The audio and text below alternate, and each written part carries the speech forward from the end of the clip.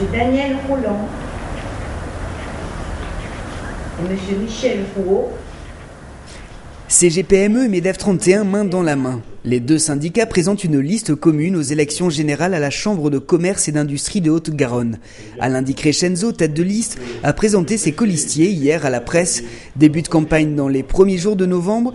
Le 8 décembre, l'Assemblée renouvellera 52 de ses membres. Le territoire est bien représenté. Nos trois collèges que sont industrie, services et international et commerce, même si à l'international, ont été bien représentés en termes de taille d'entreprise. Et donc, après avoir vu chaque candidat, chaque membre qui vous a présenté tout à l'heure, donc il y a une grande motivation et il y a une parfaite adéquation avec ce qu'on veut faire de cette chambre de commerce. Pour le moment, pas de réel programme, seules quelques thématiques de travail.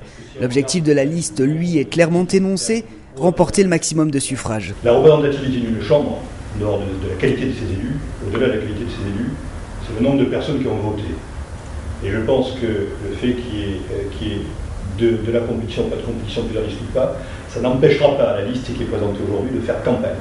Parce que la volonté, c'est d'être élu avec le plus grand nombre de votants et que nos ressortissants comprennent bien ce qu'est la Chambre de commerce et ce qu'elle en compte faire pendant les 5 prochaines années. Voilà. Donc oui, donc il est possible qu'il y ait d'autres listes, mais quoi qu'il en soit, il y aura une campagne. Aujourd'hui, l'objectif était uniquement de présenter la composition de cette liste commune CGPME MEDEF 31. Pour ce qui est du programme, il faudra attendre la fin du mois. Les élus vont maintenant se réunir pour élaborer un programme, des lignes directrices.